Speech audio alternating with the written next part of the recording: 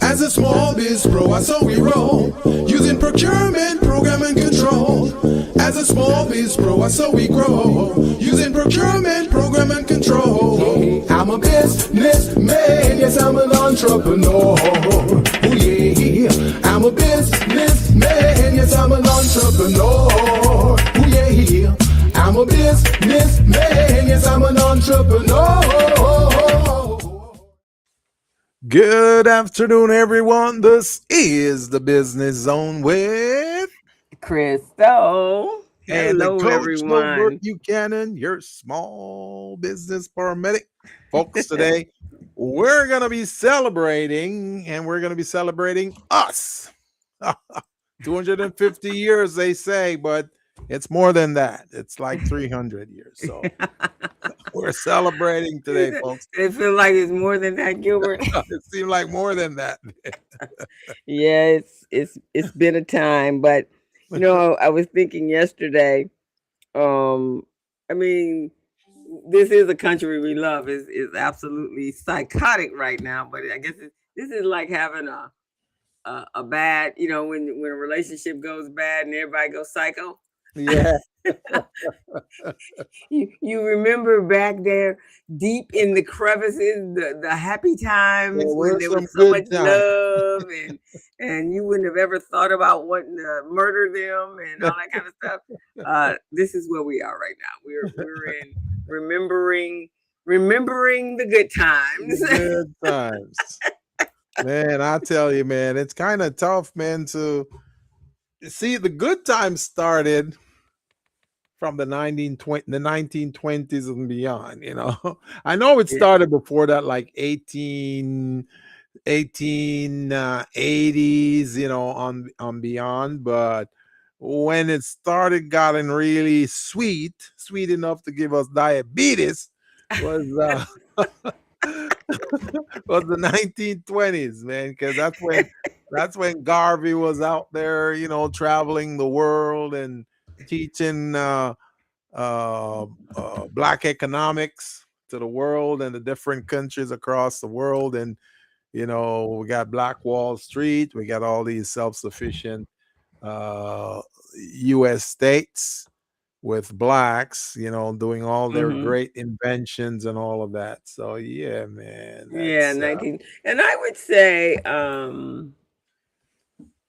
during this, we were going through strife, yes, but during the civil, during the 1960s, when we were marching and everybody was in solidarity and we were fighting for our freedom, and I think then there was like a sense of pride, right? Like yeah, you had control of your destiny, and you weren't just going to sit back and not be counted as a whole person.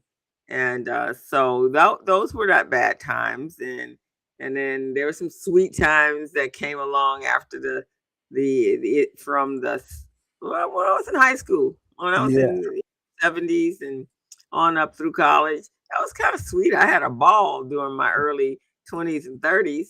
Um, Actually, all the way up until lately. I was fine until lately, man. That was good. That was good.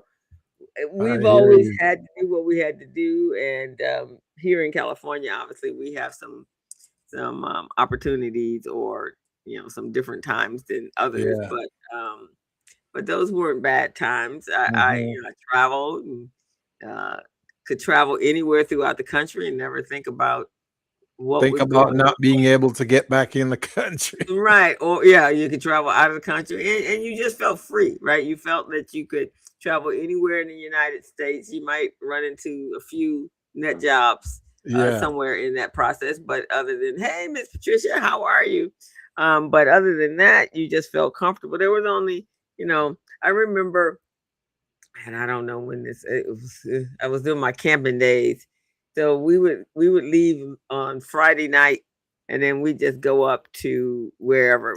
I think at this point we were going up to the Bakersfield area, and it was a bunch of us, so we weren't by ourselves, and some of the guys with us was they had what they needed to have, and Yeah. so we camped out and we got up there late, so we couldn't really see our surroundings, and it was when you're out in the woods or out in wilderness and there's no cars and stuff, you hear everything. So all of a sudden we heard all these motorcycles come through, and then one, two, three, and it was like it felt like it was 100, and we're like, okay, that must be the Hell's Angels. I hope we're gonna wake up in the morning. we could hear them partying and everything, but they just came in for the night to rest, and then they were gone, and then we were back. Man, that must be some scary times for you, man. Well, when you hear those noises and you're going, shoot, I wonder if we're gonna make it through the night. Right, because you're hearing all the motorcycles, and you knew they were Harleys, and so you knew who was on them, and there was so many of them. So you're like, whoa, okay. Well, we woke up in the morning, but all throughout my travels, I never had any issues. When I was skiing, man, we were all over Utah and Denver and wherever else we would go to hunt down snow, and that you don't normally find people. But we were well received everywhere we were. Now, heck to the no.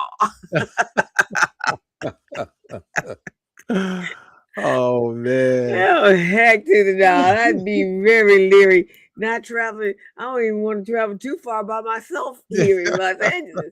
But I've driven up, to Santa Barbara by myself. Wouldn't even think anything about it. Didn't even think anything about it. Now, that would require some thought process if I was going to go by myself. It's just a little bit of crazy. And going to gas stations and you got to think twice now. But back there, it was some good times, Gilbert. Those were the good old days. I kept thinking, man, if I were an adult back in the 1920s, I'm sure I'd be doing some kind of inventions and stuff like that, because I see myself as a leader, and no matter how I try to put myself in different environments, I still come out as a leader.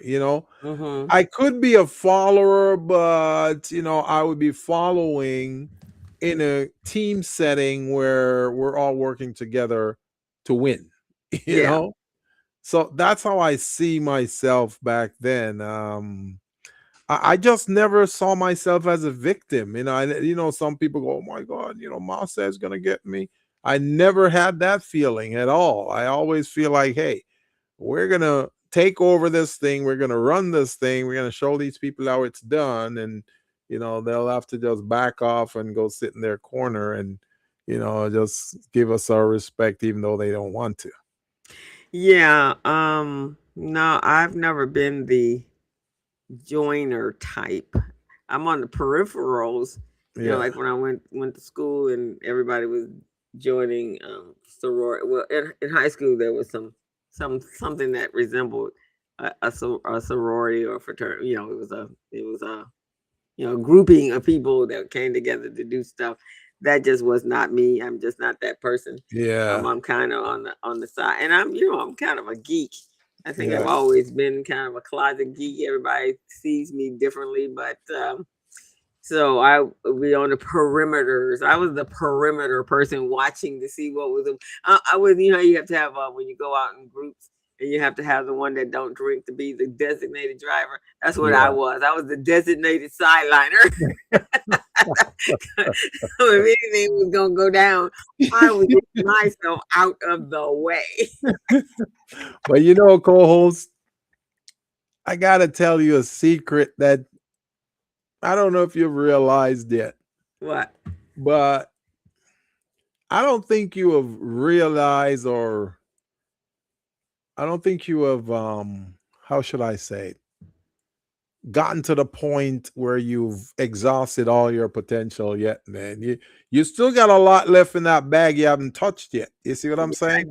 You're doing some right now. You're doing some main ones, but there's still some left that it's untapped that people don't even know about. So can you imagine when you unleash like 25% more of those? Woo-wee. Yeah. I feel that. I feel that another journey on the other side of this journey that is waiting for me to get there. And I really feel it when I'm with my adults. I do what I do, and I help, and they appreciate it, Yeah. and they respect me, and I'm loved. But it's the kids. Every time I get in that place where I'm with the kids all the Yeah. time, See, and that's where your talents start coming yeah, out. you're shaping them. So I have a young man right now. Um, everyone, for those of you that don't know, I've been doing a summer biz camp for probably about, I guess now I'm at the 14th year or something of that nature. Mm-mm. And there's a whole lot trying to get up there, man. It's a lot. I'm exhausted and all that sort of stuff. So we started on Monday, Gilbert. Yeah. And you walk in, I got 25 young people. Holy And moly. you're trying to pull stuff out of them the first couple of days because they don't know who you are, and Yeah. they're a little shy, and then you start to really tap into them, but you start to get to know them pretty Yeah. early on. I have this one young man, you will absolutely love him. He Mm-mm. every now and then there's like a star, like in the mist, and they're just shining, and they just have this Yeah. all enthusiasm. And so his name is Roberto, and he wants to create what do you call it? If for filtration device that takes storm water and recycles it Oh, into wow. to be replaced to be recycled back out to See, different. that will work well in the Caribbean and a lot of those African countries, man. Yeah, and so he showed me. He told me he knew what he wanted to do, and then he showed me a picture, and I went, "Whoa!" And he's very handy. First thing I asked him, I said, "What's your passion?" He goes, "Work." Like, whoa! And he's 16, and He's he's like this. 16. He's 16, and he said, I was like, "Okay." And then he showed me the picture, and then we got to working on it yesterday, Yeah. and he got so excited as he was coming up with the name, and I was showing him how to find if it was in use. And then and the one name he had come up with, it was. And so I said, well, you got a backup? Yeah, we got a backup. So it's going to be called Aqua Via infiltration infrastructure. That's what it's going to be called. Infiltration. And Oh, so as we're going through it, and he says, "Well, how will And I said, "Well, how are you thinking of getting made?" He says, "Oh, I tinker with all kinds of stuff. I've been doing that since I was a little boy. I love building stuff." And I said, "Do you want to be an engineer?" He goes, "I don't know if that's where I want to be, but I do want to own my own business, and I want to." He says, "I want to make it so my generation or me, I'm making a change in my family." And his wow. grandfather was an entrepreneur and owned a ranch in Mexico, and now he owns like a whole beachfront. And so he That's wants to amazing. carry on the legacy of his grandparents. And so yesterday, as we were building out on paper, and he went home and showed his mother, and she goes, "Oh my God, so this is gonna be big, huh, son?" And he said, "Yeah, mama, we coming up. We coming up." And I mean, that was just like, wow. And so when I saw him, he was coming in the same time I was coming in a couple of days ago, and I said, "Oh," and he was coming from the other direction. I said, how do you come from that direction?" He said, "The bus drops me off down there, and I walk up." So it's Mm, probably 48th Street or something like that. And wow. I said, "Where do you live?" He says, "In East LA." And I said, "Oh my God, well, we're honored to have you spend time with us, and you got to take the bus home and here." He goes, "No, this is a pathway to my greatness. And so I am honored to be here." I love it.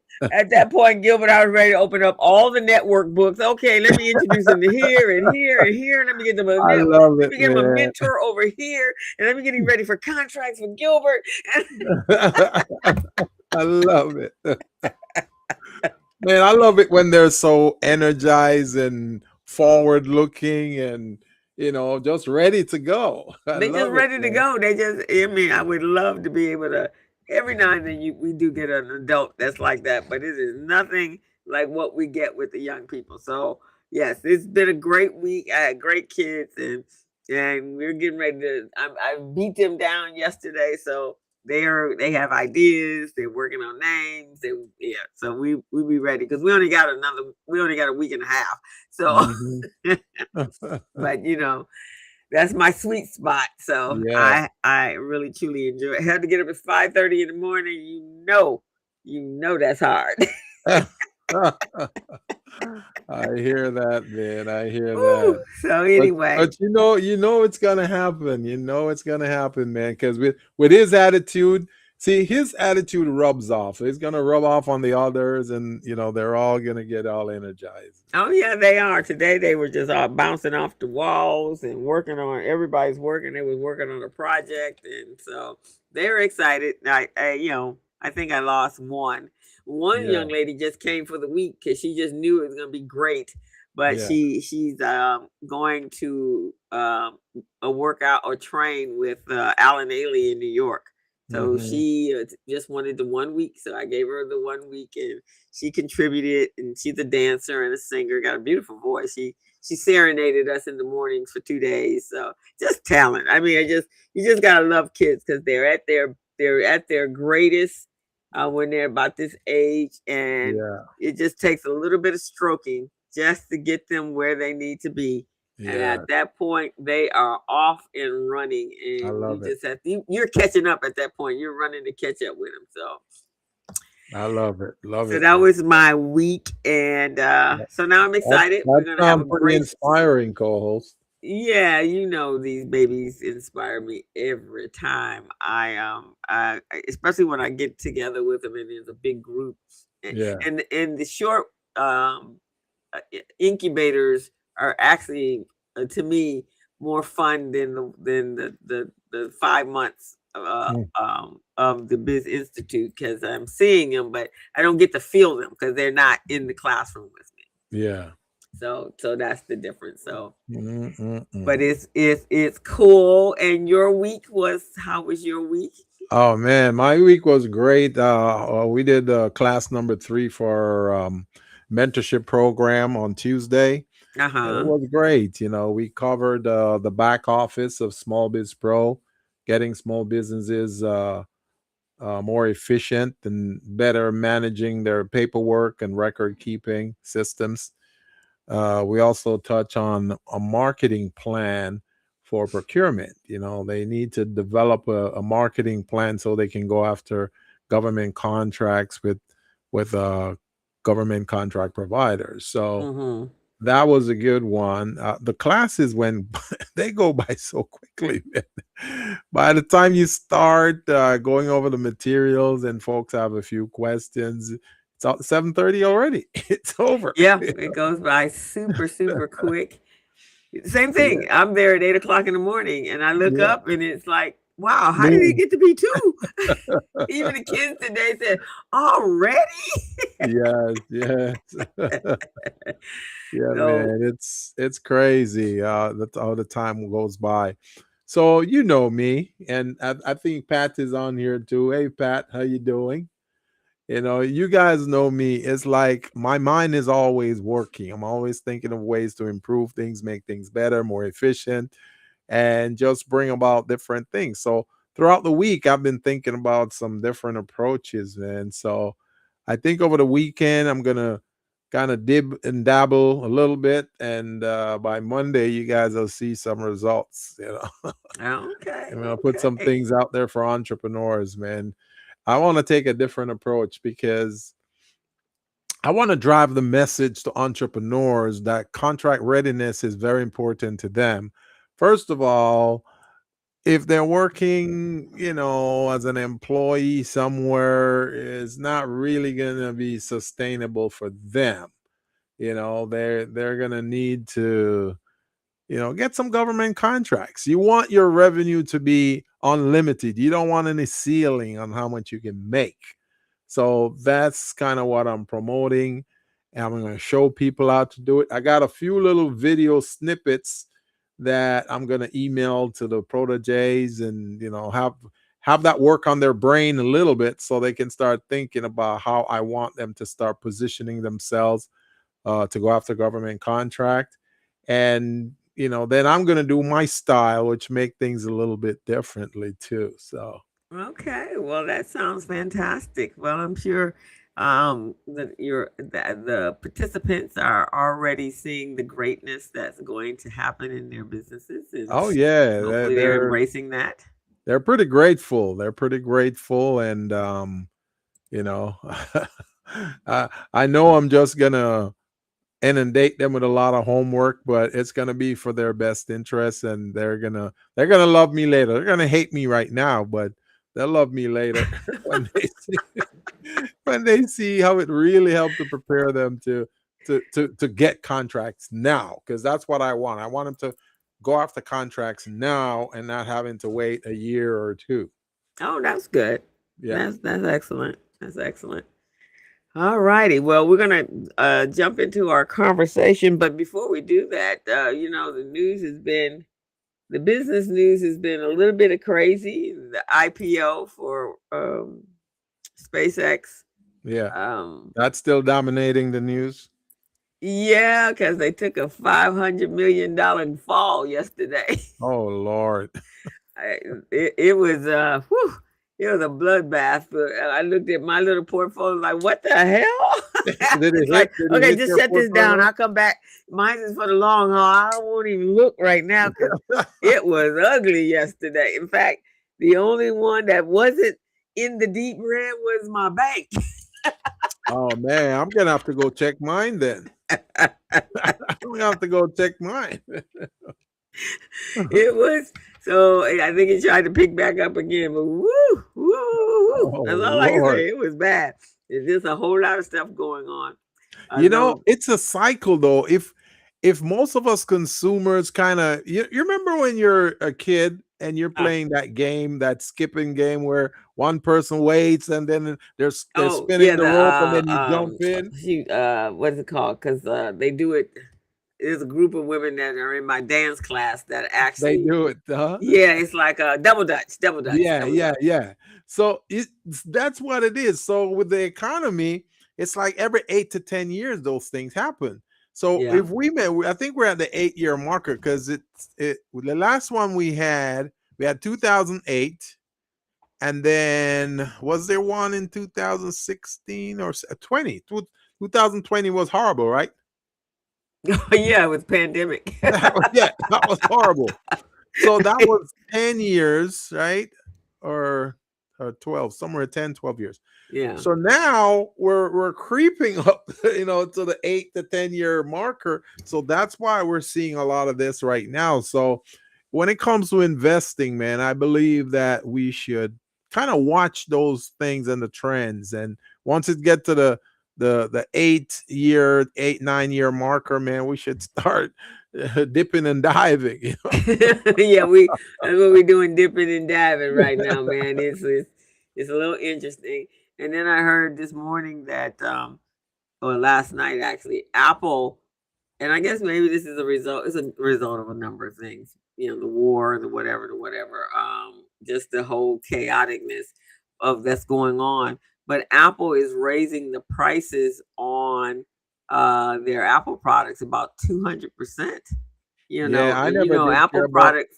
I Huh? never did care about their products in the first place. Yeah, So I don't think that will impact me, even though it may have indirect impact on us.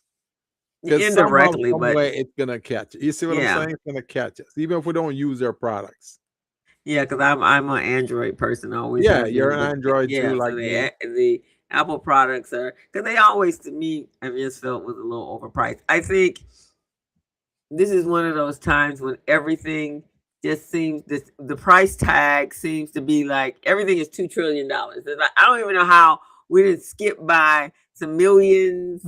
It used to be once like, oh, I'd love to be a millionaire. No, now I'm gonna be a zillionaire. And then I'm gonna be a gazillionaire. Like, where are these numbers coming from? How do you get to gazillion? It's crazy. It is I'd crazy. be happy with 1 million, but they're Yeah. over there like, no, I want to triple and double and quadruple. Can't you just be? How can you spend trillions of dollars You in your know, lifetime? out there in the dating market, all the girls are talking about out there is they want a billionaire. Go billionaire. What about a million or a multi-million? You know, or even a six-figure dude, making like 500K. Used to be, oh, my husband makes 6 figures. And it's like, oh, wow, that is wonderful. You guys are doing so well, aren't you? Now 6 figures is not even enough. Now they want a billionaire. It's like, come on. And then now, like you're saying, they want a zillionaire. That is crazy. That seems to be the number every time somebody says something. It's 2 trillion, it's 30 trillion, it's 125 million trillion. It's like they're even making up denominations. Like, how did we get here? That is crazy. That is crazy. Right. I mean, I remember when I was in the work, 6 figures. Wow, that is just like it's like Yeah, Monopoly 6 figures money, used to right? seem like a lot back then, you know?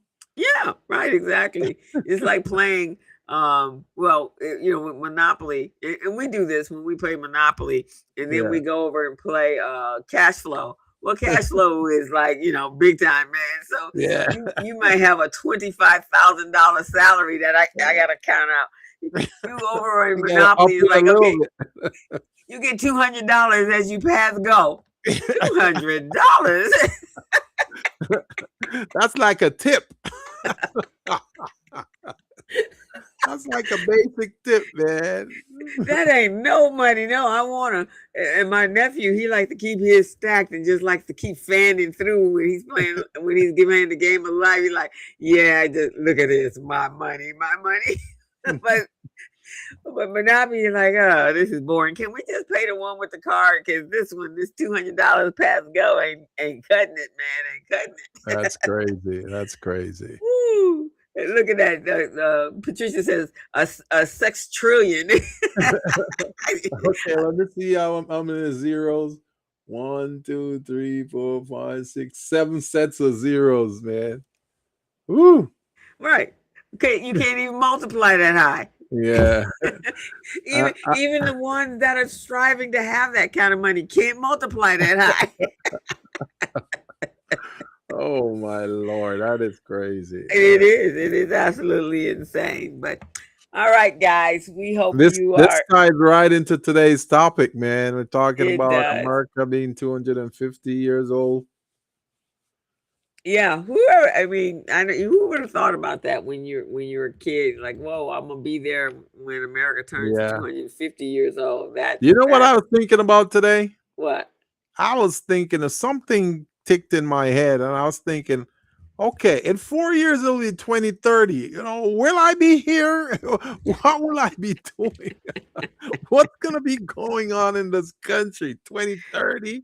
Man, that seems so far away, huh? 2050. We can still be Golly. here in 20. Well, we definitely can be here in 2030. 2040. We could be pushing it a little bit. 2050. Woo. Whew, yeah, that one might not. That one we might not be here for.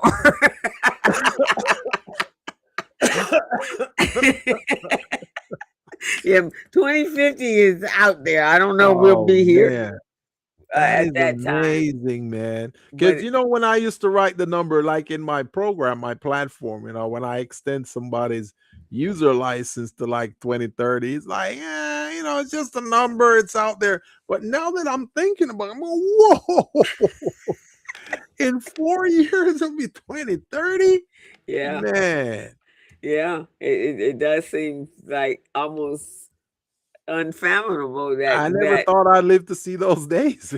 I know. But I guess our grandparents, if they were born in 1901 and they got to be in 1990, I guess they felt the exact same way. So But yeah, I'm very happy to be here, as colorful as it is, Yeah.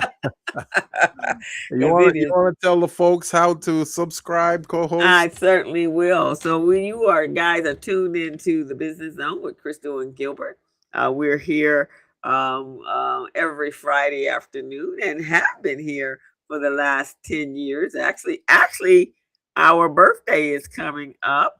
Yes, Um, July 16th, right? no, July 8th. 8th? No, July 7th. Actually, Oh, the same day 7th. as my grandbaby's birthday.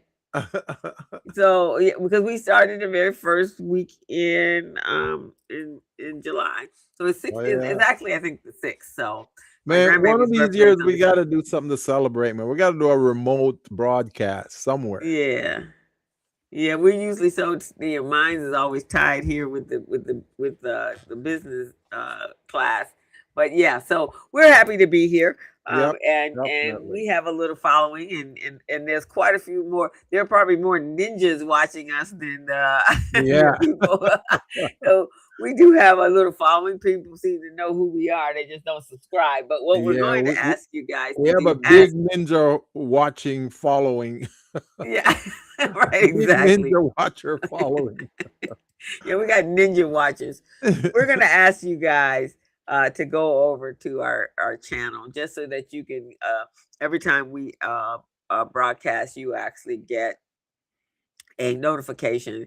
And if you enjoy what we're speaking of, subscribe to us and hit the like button for the shows that you really enjoy. We try, Gilbert and I are both business coaches, and we truly try to bring you the best of us every week, sharing with you because that's our passion, that's our calling, is to help business owners. And it is something that we truly enjoy doing. And so, but we need to know you guys enjoy having us. So hit the subscribe button, hit the like button, and become part of our family. You I know, I we think got we're good gonna tips. do. I think I'm gonna do something crazy, calls. What's that? I want to see if these ninja watchers really are gonna participate. So I think I might offer $5 for each new subscription. Whoa, man. Okay, guys, you hear that? $5 for each new subscription. And see, see if they're really paying attention. They're watching, incognito and not really trying to make their voices known. So we'll see. We'll see. We'll see. Okay, guys, y'all heard that. So hit the subscribe button and go over to our YouTube channel, which is the Business Zone with Crystal and Gilbert, and check out our library of over 10 years of shows Videos. and in videos and us in doing a number of classes. There's a number of classes in there Yeah. that would cost some people some money if they were actually in a class with us or in a course with us. So going over there, if you're looking to um, be a better business person, to be able to be ready for whatever opportunities present themselves, being business ready and bank loan ready and contract ready. This is the place to be every Friday afternoon at 3 o'clock. And so we want to thank you, those that are watching. Thank you for joining us. And so now let us get into our version of celebration of America.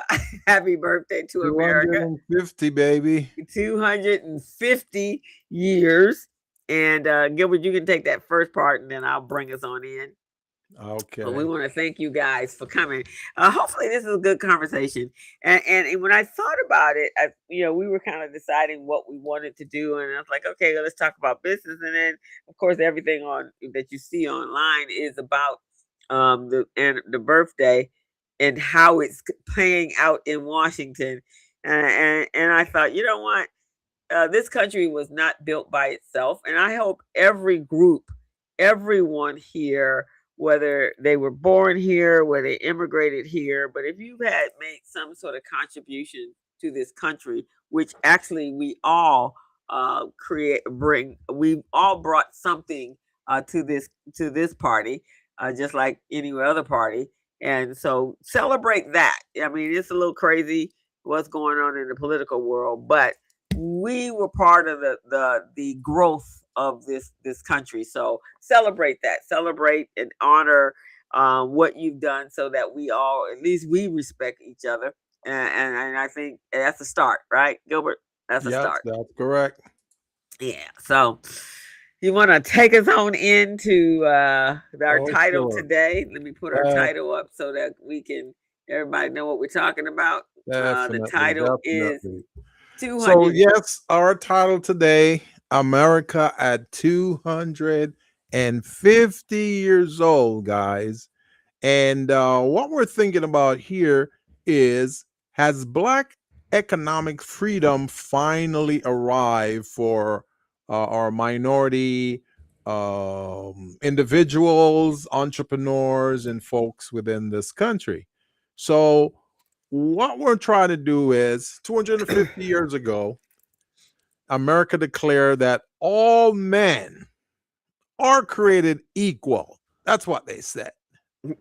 Well, we never really saw that. So it's still doing our due diligence on our side to make sure that that that claim is still valid and been kept alive. So that's what we've been doing. Now, the question is, what if you were taught a lie about the history of Black America? What if they never told you the truth? Which we know that that's how it was. They hid a lot of the true and germane thing about the building of this country, the existence of this country, the advancement of this country, who Black American played a big part in.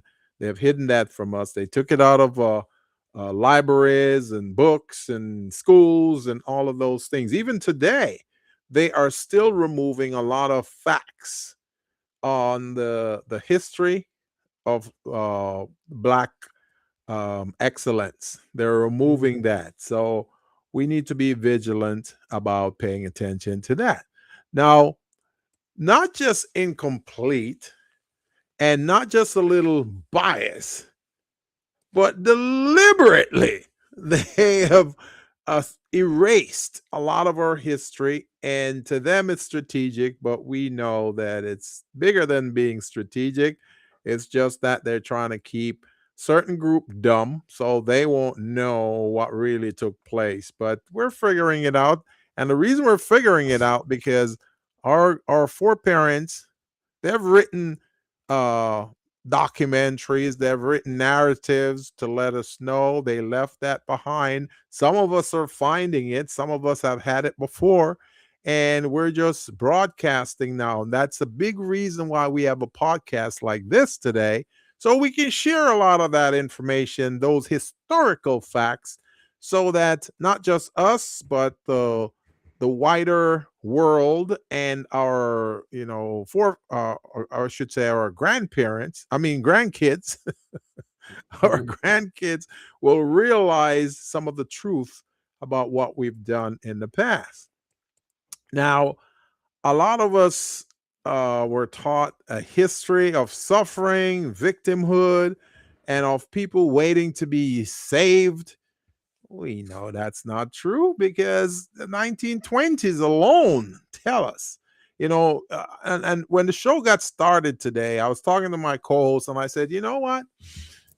I loved when America was in the 1880s, because that's when a lot of our innovation, our creation, our inventions really occurred. The stoplight, the gas mask, the video remote control, all of those things, the ironing board, a lot of those different things, the light bulb, all of those things were invented back in the 1880s and beyond. So I love those times, even though they didn't give us credit for those things. I love those times because it shows that even though people had their foot on our necks, we were still able to create some things with our hands tied behind us. And that shows a people who is resilient and never going to give up, very talented, and they're all about excellence. And that's what we're going to talk about that today. And we're going to tie it into economic development and where we stand today. So that's a big part of what our show is about today. My co-host and I, we're going to explore these things from all of you guys so you can see. Now, the only half of the story that we've heard is that, yeah, we were here and we contributed, but we really haven't heard about the other half.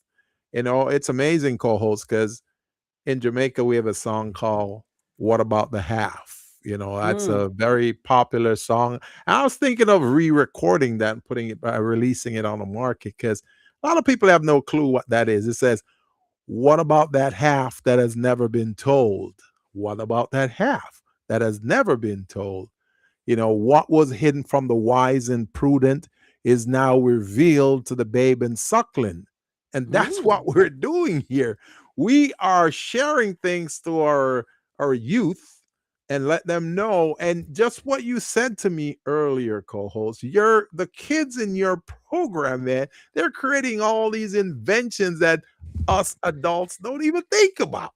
Mm-mm. And that's because we are sharing stuff to the babe and suckling, and they're learning and they're advancing.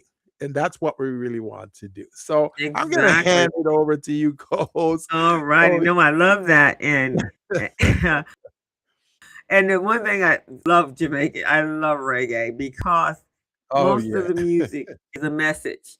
I mean, you're dancing Yes. and doing your thing, but there's a message in there. And if you Yeah. stop and you just listen quietly and you go, wow, that was powerful. Yes. Bob Marley and all of it. Those were messages, Oh Peter yeah. Brown, and those were some incredible messages that they were saying so far back, and we heard it but we didn't hear it, and now as we're listening and watching everything going on, we're going like, oh, wait a minute, that's what he meant by that, right? Yeah. That's what he meant by that. Wow. And I've been listening to reggae music for the last 20 some years, but Yeah. now it seems to resonate differently. So I say yes, go back into recording. This is a good time, man, because Oh there's so many yeah. stories, there's so many songs out there that will really be applicable to what's happening. Yes. So Yes. here's where we are today. So America is going to be celebrating 250 years, and that is really from the story of the revolution, and the fight to separate and to become an independent country of Great Britain. But however, there are some things that took place during that time. And so in 1776, I'm sure you guys, many of you actually saw that play, which really shedded some light on what was really going on that we did not learn in school. They were Yeah. not in any history book any of us actually had. It's just interesting how everyone feels uh that they can just go into a history book and extract out stuff that they just don't want you to That ever they see. don't like. They don't like, and it just disappears from the book. And then you have to go along with what's left, right? So this is it was a narrative that was a definitely carefully constructed myth about what and who the people that came here from other places, in which everyone came here from other places, with the exception of the Native American that was already here.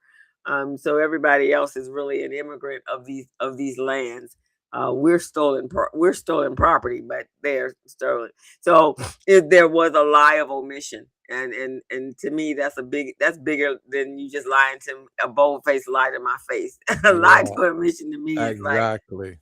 that's worse, right? So in that story, what they didn't tell you was the revolution and the genius and the community building, um, that was going on amongst the individuals that were captive and enslaved in this country.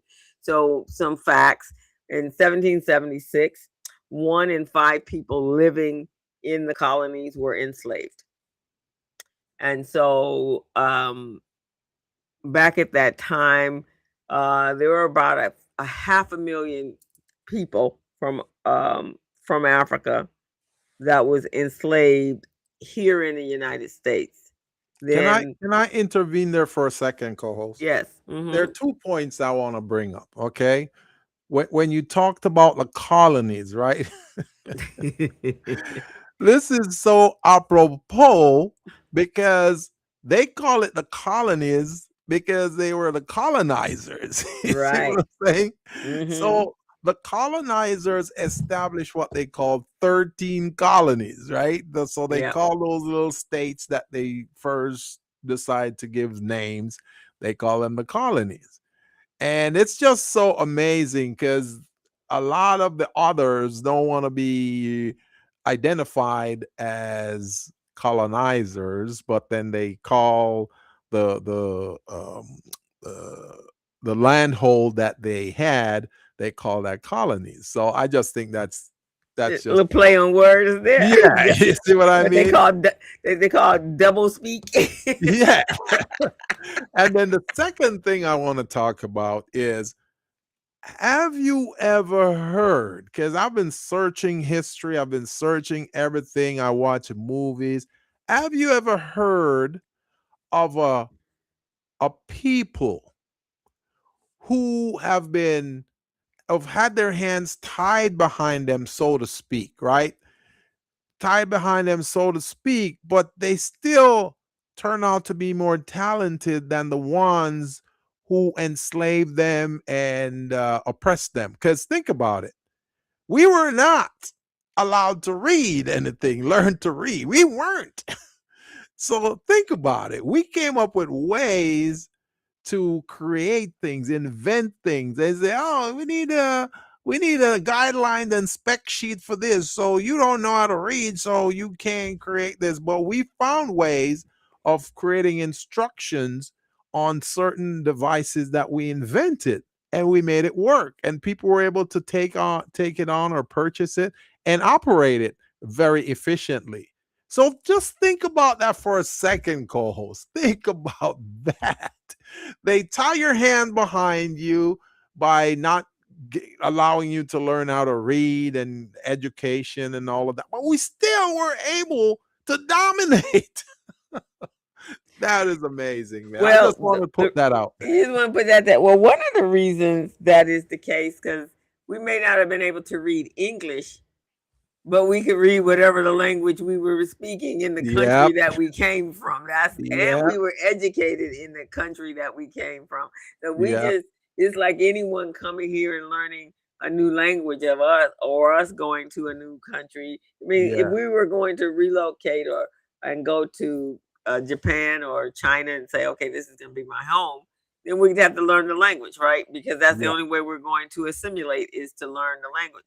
Is that an easy language? No, that's a challenging language. But if anyone has ever visited another country, you can only be you have to at some point decide, you know what, I think I need to learn this language because I'm missing out on a lot. If this is going to be my home, I need to Yeah. embrace everything about it, right? Yeah. And so yeah, we knew how to read. We just didn't know how to read English. That's all Yeah. that was. So that didn't make us ignorant. That just made us not know the language of which we were in the country of which we were housed in now. Yeah. But but yeah, but those are very interesting questions, Gilbert. And there are other interesting questions that go along with that because um the one question that remains is, has black economic freedom finally arrived, um, or are we still pursuing a promise that was written 250 years ago? But then the question Mhm. is, was that written for us? So were Right. there any promises ever made to us? Because if we were still at the signing of the Declaration of Independence, and before the ink was barely dry, that that that document, that famous document, which is actually being tramped over right now and not Yeah. by us, and it proclaimed that all men, as you said earlier, were created equal. Yeah. Well, not all men in this country was created equal in the eyes of the colonizer, right? Right, We right. were not. So the black people, there was a written promise. There was a promise written, but it was in disappearing ink because it soon as it hit the paper, it was gone, and that the whole idea was to create the independence to make us, um, citizens, or to, we all, as all men is created equal. But that's not what happened. So this country has been built on a foundation of contradiction, and Yeah. black people and our intellectual power was already at work because we were Mhm. already doing that in the countries that we were in, Yeah. the and where in the villages and the towns that we're in. And so it challenges the hypocrisy from the inside because it's not created equal. And that's what's happening now. People have realized that it's not created equal, not just for us. It's not created for equal for anyone but one population. And now I'm thinking one class is the people that are trying to say it's equal for them, but the Yeah. rest of y'all can suck eggs. 'Cause, we ain't talking about equality for anybody that doesn't have trillions and 6 trillions of dollars. That is crazy, man. That is crazy. So, but the relentlessness, and this is what I guess this is what I am so proud of our people. Even when we hit challenges, man, and anybody that's is an immigrant coming in from another country, Yeah. you are starting all over. Mhm. I mean, you're starting from scratch and Yeah. you are trying to scratch your way through to get at least, you may not ever get to where you were, wherever you came from, but you're Right. trying to get to a place where you're at least halfway there. So, um it was not necessarily the power of protest, but the intellectual power that challenged the nation's founders. And it still does today. Yeah. It's the intellectual power that we possess. I won't say on the show why I feel that we have that possession. That'll be another show. But we possess a certain gift and discernment, and no matter what has been going on, the political power that built new governments from the ashes of the Civil War, um, that power that created was from scratch, right? We talk about it all the time Yeah. that men and women that were emancipated, and within a number of small number of years, they became millionaires, Yeah. and they didn't really understand the language. They didn't have no power Right. in the government area, but that radical power of community care that Yeah. solved problems that the states and the country refused to fix. That's us, Right. right? Right. And even though we were enslaved in this country, we still helped build this country to be the great country that it is. Co-host, no matter what they say, I am not listening to what they're talking about because we know the facts. And you know me, co-host, you've known me for years now. You know me, I'm big on data and I'm big on facts. So here's a little doodad I want to put out A there. doodad, A Gilbert, a little doodad doodad. I Is want to that a put out there Jamaican for the term? audience. I want to put this out there for the audience so they can digest this and see that we're not just talking smack over here on the Business Zone with Crystal and Gilbert, which is on every Friday from 3 to 4:30. I want you, and it's always on YouTube. It's on LinkedIn and Facebook. So you guys can check us out and you can check our facts when we speak every week because we make sure we verify these things before we start spitting them out. We're not those people who say, but I feel like, no, we know these things because we've researched them. So here is a little doodad, co host. since they claim that we weren't not that smart, we don't know what we're doing, we're not brilliant, why then? Okay, and this is like underrepresented data. Scholars, right? Scholars from the other side, Uh-huh. they estimated that African Americans were responsible for more than 50,000 patented inventions between 1870 and 1940 alone. That's just between that little time, 1870 and 1940. 50,000 patented inventions, right? They claim we weren't that smart. That's when we had our hands tied behind us and we were creating things, like building the White House and all those state houses that you see, governors and all those people in the Congress, they utilize every day. We built Mm-hmm. that. Okay. Mm-hmm. Now, that number does not include many unpatented innovations, trade secrets, community inventions, or modern patents after 1940. That was just before 1940. And those are the ones that they claim they registered as being patent, 50,000 of them. Mm. So the picture from 1940 until 2026. How many more are out there? You see what I'm saying? And Wow. I'm sure it's at least over 200,000. At least. Well, At of course, least. because yeah, it has to be because we're the ones doing the work. So what do we do when we the workers? We want to make it more convenient for us, right? If I got to do the Exactly. work, I'm gonna.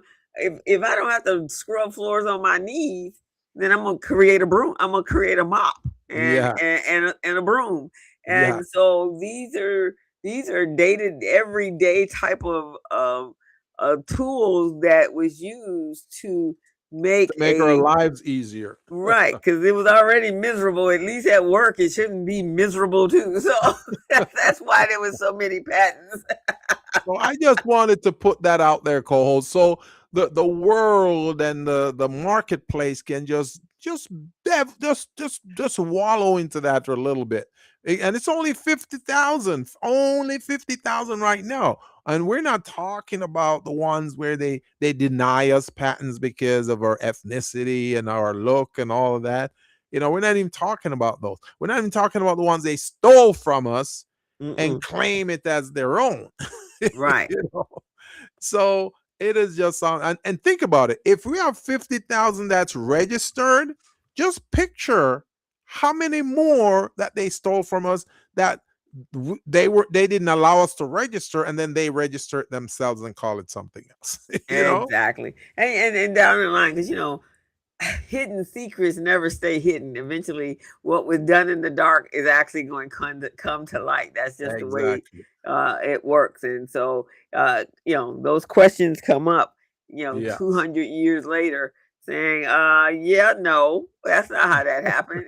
Somebody remembers that found their memory, or maybe they got it, they had dementia and then they went back to that time. Like, no, that's not how that happened. And start But snitching on themselves, right? and start snitching on themselves. So Gilbert, what does, in your opinion, and this is part of where we are still today, what Yeah. does economic freedom really mean or should mean to all of us? Well, based on my studies, my research, my knowledge, my education, economic freedom should give all of us an opportunity to generate income for our families so we can buy houses, we can send our kids to school, to college, so we can start businesses if we want to, where we can obtain government contracts and expand while hiring more people to work for us and not having to deal with the man on a 9 to 5 type situation where you go to work and you work on their time, on their clock, and you really don't have any time for yourself for growth. So, economic freedom is the ability for an individual to be able to generate an income for their family, feel free to send their kids to any school they want because they can afford it, be Mm-hmm. able to start, run, manage a business and hire others, providing economic opportunity for them in terms of income so they can take care of their family, and we can grow the business, expand the business. And if it means government contracts, then we're providing a service or product to the government, and it's just continuously flow. So that's my understanding of economic freedom. Right. And so that I think was what the driving force was, Gilbert, was Yes. they were trying to get to a place where they could be self-sufficient and wouldn't have to rely on anyone or any handout, or get yourself back in a situation where you were under obligatory in enslavement, basically, right? Yeah. Even though it was illegal, so at some point the Civil War made it illegal for anyone to own slaves, but there have been many ways that they've reinstituted in a different way, and Yeah. so for us, that is why it's so important, and that's why it is just a sheer determination and perseverance that these individuals were able to create net worth of $1 million, because they didn't ever want to be in that situation again. I Right. mean, when you've been in a situation, let's say a bad relationship, one thing you do know, I ain't never getting back in it. Nothing that resembles Exactly. this at all ever. Right? Exactly. And it That's makes you what move as far as possible away from those individuals. I don't want to deal with these people anymore. right. You go into Unbelievable. right. You just don't, I don't even want to. No, I'm not doing that. I'm not doing that ever again in life. And so that is, I think, what the passion and the motivator for them to really get themselves in a place where it never happened. Unfortunately, I don't know that some of that sheer determination and perseverance didn't trail down the DNA line, because in some cases we're in the position that we're in mainly because of the fact that we're not fighting, we're not using all our, as they used to say, our mother wit, right? I think people are not using their mother wit in order to make sure, not all people, some people definitely are, but in Well, order to a big part of that though, co-host, is them realizing how innovative we are, how creative we are. Um, so they had to try to cripple us some way. So that's when they introduced the Willie Lynch letter, and that Willie yeah. Lynch letter had many points to it, and a few of them were, hey, make sure you get them to divide and conquer. You get them to be separated, get them to self-hate, hate themselves, thinking they're not as beautiful as we are. if we Hmm. if we keep sowing these seeds in their heads, they'll keep thinking they're inferior, and they'll cut out this invention they've been doing. What do they think they are? They think they're more talented than us. So that's what they did to try to slow us down. I mean, it affected some people because some people were just not very creative or wanted to do things. They want to stay, oh man, a massa is gonna come get us, let's keep doing this 9 to 5. So they'll do that, they'll be afraid.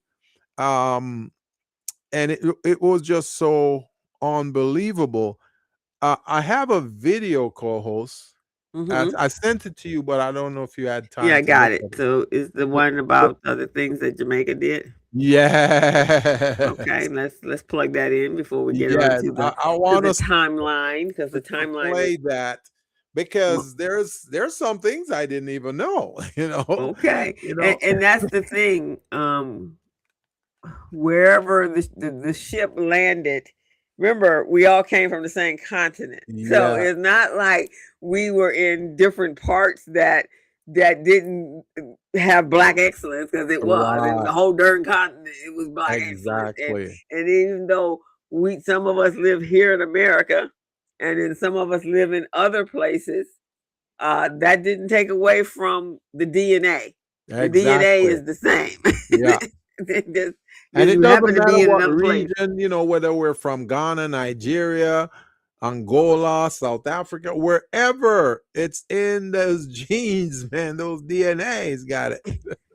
Right, and that's what it is. It's like if you have brilliant children, you hopefully that's gonna be passed down from generation to generation, no matter Yeah. what the circumstances Yeah. is, or what it is what it is, right? So Yeah. I think that was just, again, trying to discount us. And for those of us that did discount ourselves Yeah. because we buy into that nonsense that there's a Hmm. difference between us, there is no Yeah. difference between us. We're all the Right. same people, right? Right. So we're going to share. Oops. Yeah. Go ahead and I'm going to share that. Let me go over here so I can get to the share. And that's what that's what I like about travel, is yeah. because you get to see other people, and you see that they really truly are not living any differently than you are, but you Hmm. got some preconceived notion that they are. And Yeah. so that's the best part about leaving where you are, to see that there's life in other places besides here. Yeah. It's All amazing. right, let's play this. Share the screen. Okay. Sorry, something went wrong. Wait a minute. Um, Wait a minute. Is it let playing? let me try to share it. It's playing? No, it did something weird on my screen. So Yeah, it's let's see. let me try it on my side and see Okay. how it is. Hold on a Okay. second. Let me All right.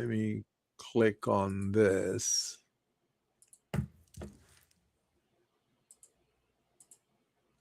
I've only been to I think Nigel. I only went to a couple of places in Jamaica. I've been there twice, but not. Oh yeah.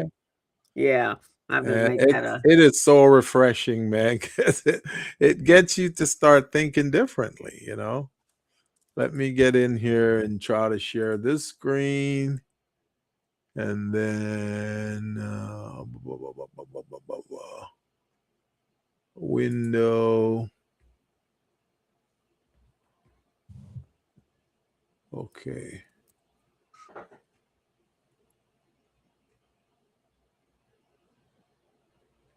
Where is this thing? Okay, I think this is it. Okay. So I'm going to go ahead and start sharing, and you let me know if. I see it. Oh, you see it? All right, let me Mm-hmm. put the volume up. It first. Steaming ahead. In 1845, three things Jamaica did first. Steaming ahead. In 1845, Jamaica launched the first railway line in the entire British Caribbean, a mere 20 years after Britain itself. Imagine chugging locomotives traversing the lush Jamaican landscapes while other Caribbean islands were still waiting for their first train whistle. Fast forward to 1868, and Jamaica finds itself again at the forefront of technology. This time, it wasn't land-based transportation, but underwater communication. Jamaica laid one of the first underwater telegraph cables in the Western Hemisphere, connecting it directly to Cuba. This marvel of engineering revolutionized communication across the sea, allowing for faster exchange of information between businesses and individuals. Let's rewind a bit further to 1671. Jamaica established the very first British colonial postal service. Built in the then capital, St. Jago de la Vega, now known as Spanish Town, and operated as a sub-branch of the British Post Office. These achievements showcase the innovative spirit that can thrive even in small island nations. What other surprising firsts can you think of from around the Caribbean? If you enjoyed learning about these fascinating Jamaican firsts, don't forget to like and follow for more.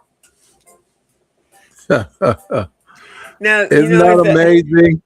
that's amazing. So what part of did you know that had taken place? The underlying I what had no idea, co-host, none whatsoever. really? None Wow. whatsoever, man. So you didn't know the train, and you definitely didn't know there was some under the water, under the ocean communication things happening. Right, right. Because here's the deal. I remember in the 60s, um, Haile Selassie from Ethiopia, he came Right. to Jamaica and he was on the train. And everybody gathered, the whole community came out to watch him go down the train track. The train was driving really slowly and he was waving to everybody, right? So we knew that part, but as far as the train, we haven't the first rail line created after Britain has implemented it. No, it was the first in the Caribbean. I did not know that. I did not know that. So Wow. that So was did you news know about to me. Spanish Town? Spanish Town, no. No. Wow. And that's interesting because somebody asked me to ask you, a friend of Yeah. mine asked me to ask you, did you know about Spanish Town Well, just yesterday? I do know Spanish Town, but I didn't know that it was called. I think he said De La Vega or Yeah, something. De La Vega. Yeah, because it was controlled by the Spanish before the British came in. Right. So part of the battle they had, the British and the Spanish were fighting over some of the land in Jamaica, and I guess the British was stronger, so they killed a lot of the Spanish soldiers. So they left and they went to other Caribbean nations to possess them, right? Oh, okay. So that would be And all the Spanish speaking, Dominican and yes, all those different countries that are exactly. actually what is it, And Kosovo and all of those that are actually Spanish speaking. right, and that's why when you go to Jamaica now, you will see some of the territories there are named in Spanish, like Ocho Rios, the waterfall. Mm-hmm. Ocho Mm-hmm. Rios, that means 8 rivers. That's what that means. Oh, So okay. so Okay. so so you've got Ocho Rios, you've got Spanish Town, it was called, I think something another De La Vega, and then a lot more of those areas. Um, but the British, they start getting all too braggadocious and thinking that they control things, and they're trying to put their feet on our necks. So Mm-hmm. that's when our leader, the maroon lady named Nanny, she came out with her groups and say, "Hey, we gotta drive these British out of here." So, we launched some bush attack against them because they're not familiar with bush attacks. They came with their guns and bayonets, and Nanny galvanized the troops, man, and then we kicked the British's butt out of Jamaica. Wow. And that's And what we have to do is be able to connect all the histories to other exactly. histories, right? Because then you start to see, and I'm glad you did that because, we're going to, the timeline for America, everyone thinks that America is the only one that had development going on. That Yeah. America is celebrating their 250 years, and everybody else was living, I guess, in coconut trees, and Yeah. and they had nothing modern going on. But that's not true. The whole entire world was modern, Yes, except for the exactly. United States. It was nothing. It was a vast land of nothing. Every other country already existed. They're Yes. 5,000 years old. They're, Yes. they're 10,000 years old. They're, way to 10, BC. Yeah. We're 250 years old. Yeah. 10,000 is greater than 250. Exactly. And the thing is, one of these weeks, I'm gonna send you another video which shows how Haiti, they kicked the butts of their French colonizers, kicked them out of the country, and it was led by one Asian called Toussaint Louverture. Mm. Okay, and he was amazing. And there's another Haitian woman who, after Toussaint Louverture, she was like an understudy of him. You know, she was a little kid while he was ruling things, and she was kind of like the nanny of Haiti. You know, Oh, so she okay. did some things, and drive them out too, the French out of Haiti. So a lot of these things happen in a lot of the Caribbean islands that people they don't talk about because they were embarrassed. They don't. Oh, these old spear shooting and arrow shooting people were throwing rocks kind of people.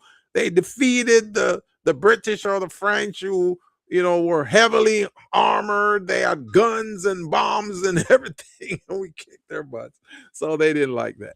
So, those things happen, and we have to. That's why you hear people talk a lot about the revolution, like Kendrick Lamar, and others. Mm-hmm. They Mm-hmm. talk about the revolution because there has to be revolution. Whenever there's oppression, you have to have a revolution to bring forward change. Yeah, exactly. Exactly.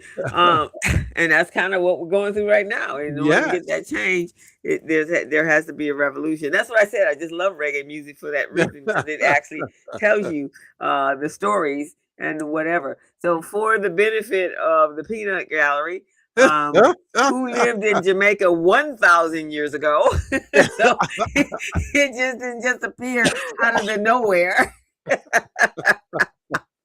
Now, again, math. I know we having difficulty with math these days, but 1,000 years is a lot greater than 250 years. So you are not the greater power.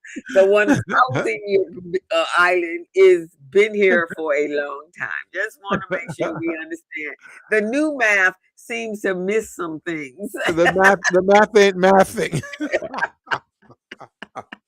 And interesting more than that. So when it said approximately 600 AD or 650, it was inhabited by the Red Ware people, often associated with red ware pottery. Yeah. And roughly 800 AD, a second wave of inhabitants occurred by the Arawak tribes. Yeah, the Arawak Indians, man. They're the native Indians Taínos right and there. before the arrival of the magical discovery of America and the Caribbean islands. That is so amazing. See, nobody talks about those things, co-host. Nobody talk, and these are the things that you just read about that, they omitted a lot of things from our history on purpose. On purpose. On purpose. On So purpose. it's been around for before AD. Unbelievable, man. Unbelievable. And South America was around 2,500 years before that. That's what I'm talking about. And that's why the people from those regions are so adamant about telling their side, because people think we're all uneducated, underdeveloped, we're way behind the times, we don't know things, and we're part of this revolutionary period where we help to invent things. We help to bring things to fruition. They treated us all the same way, slaves. They had us working. Most of the times they had us working like 24 hours a day, nonstop. And when they found out that the 24 hours was really impacting our health, because in the Caribbean we have sugarcane plantations, right? So they plant the sugarcane because when cotton started taking a dip, they had to come up with another crop to take over, which was the sugarcane and rum. So when they're having these mills, these sugarcane mills, and being run by the slaves, then they force them to work 24 hours a day. Then they notice people were, because the mills were high, they were super high, they were like 20 feet up in the air, right? And the slaves had to go up there to make sure that things are purified, and all of that. Some of the slaves will fall into the mill because they're tired and sleepy, And when they saw that they were losing labor that way, they say, okay, instead of making you guys work 24 hours, we're going to give you a break. We're only going to let you work 20 hours. So now they only get 4 hours to rest and to meet with their family and eat dinner and all that stuff. So it was just horrible. And then when they see that they couldn't keep up because they were so horrible to the slaves, then they start insuring the slaves. Yes. You Yes. see what I'm saying? Yeah, because they were property, and that's the They're same a thing in property. America. So Started they start insuring them, insuring them. so when they died, they got paid. The same thing Yeah, happened when yeah. they came in on the when they came across the ship jumped off or they died in those. They filed the claim, Yeah, so they got yeah, paid. yeah. They'll get paid That's because, capitalism at its very oh best. yeah, they will insure a slave anywhere from 10,000 to 50,000. So, you know, the ones who are insured for 50,000 are the big strong ones, the one they call bucks, right? Mm-hmm. So when one of those die, you know, either via accident or they beat them to death, then they go collect their $50,000. So now they were motivated to go out and kill these slaves because they're going, well, you know, if I bought you at the auction 2 days ago and I pay like $150 for you, I can insure you for up to $50,000 and then kill you within 7 days. I make my $50,000 on a $150 investment. Right, You see and what you're I'm just saying? you're a mere object, so you have no Yeah, value. I mean, you have value to only them. So them exactly. killing you was not an offense because it was their property to do whatever they That's wanted to right. do with And it. that's what And they were doing, man. That's what they've been doing. And that's why they got so rich, because they have unpaid labor. They had us work mhm. 20, 24 hours a day. So they're getting all that free. That's 3 shifts right there. Yeah, You remember know? when we did that? We did the show Yeah, before exactly. the election in 2016, and we Yes. talked about, you know, just imagine if you as an employer Yeah. had free labor. Yeah. Look how much wealth or how much revenue you would acquire with free labor, and Yeah. they didn't feed them. They didn't Didn't really. see They them. housed them in crappy places. They gave them Yeah. clothes once a year at Christmas. They were only off on Sunday so that they could actually pray Yeah. their prayer, Yeah. and that was it. And then they were back up from sun up to sundown Yeah. at that point. So any one of us business owners would be mega rich if I had to That's pay what you I'm talking anything. about. Yeah, and they know this because that's why the conversation is about robots, because Yeah. we don't want to pay you. We No. don't want to pay you. So what we're gonna do is we're going to get rid of humans because you guys are costly. You Yeah. get sick.